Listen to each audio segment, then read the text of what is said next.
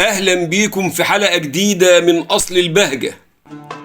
قبل ما تظهر شاشات الفوركي والمنصات اللي ما بتفارقش إيدينا، كان في شاشة تانية خالص، شاشة خشبية وليها عين سحرية. كان يكفي بس إنك تسمع صوت دقة الخشب المميزة وصوت الراجل وهو بينادي بلهجته الجذابة: قرب قرب قرب، بص وشوف، شوف أعاجيب الصدف، شوف عجايب الدنيا، عشان تلاقي الحارة كلها اتجمعت، صغير وكبير. النهاردة حكايتنا عن صندوق الدنيا، الجهاز اللي كان بينقل العالم كله جوه صندوق خشب.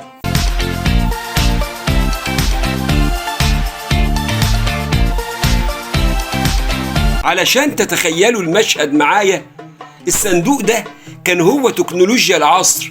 كان عبارة عن صندوق مستطيل فيه فتحات دائرية، الفتحات دي فيها عدسات مكبرة.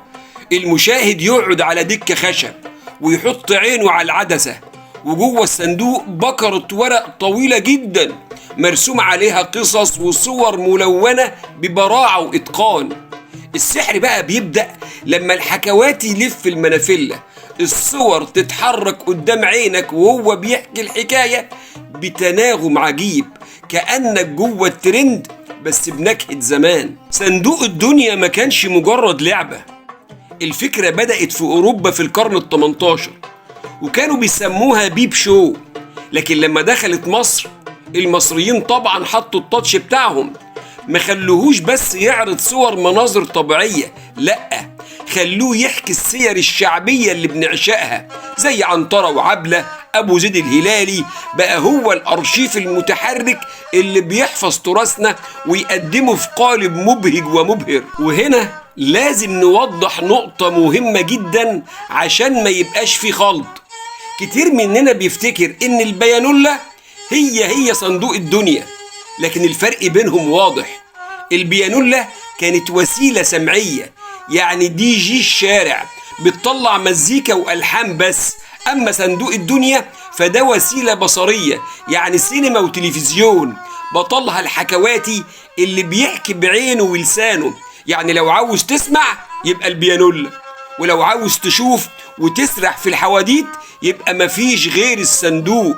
البهجة الحقيقية ما كانتش في الصور وبس، كانت في أداء الحكواتي. الراجل ده كان مخرج ومونتير وممثل صوتي في نفس الوقت. كان بيستخدم السجع عشان يشد ودنك قبل عينك ويقول جمل محفورة في ذاكرتنا لحد دلوقتي: يا لالي يا لالي، شوف قصور العلالي، شوف غدر الزمان وصبر الشجعان.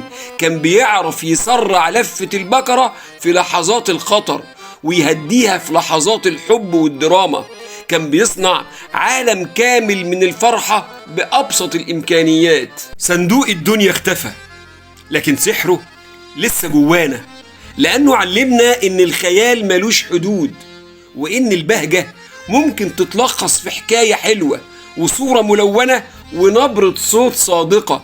أتمنى حلقة النهاردة تكون رجعت لكم جزء من أصل البهجة اللي في تاريخنا.